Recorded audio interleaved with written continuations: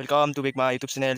সকলো বন্ধুসকল, আজি মই এক বিশেষ এই কাম দেখুৱাবলৈ লৈছোঁ যে আমি চাহপাত বৰ্তমান কাটি আছোঁ।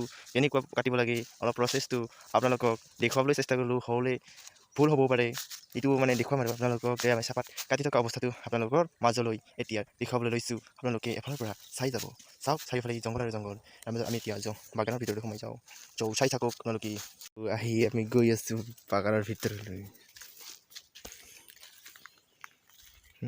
এইবিলাক কাটা হৈছে, দেখিবলৈ নাপাওঁ।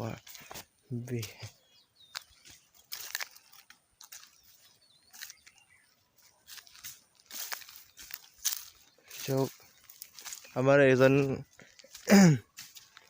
কৰি আছে কাম, কেনেকুৱা কাটে তেখেতৰ ওচৰত। খুব জোৰে কাটিব লাগে, এবাৰে নহ'লে দুইবাৰ হ'ব। এয়া এইবিলাক কাটি চলা হৈ গৈছে। এয়া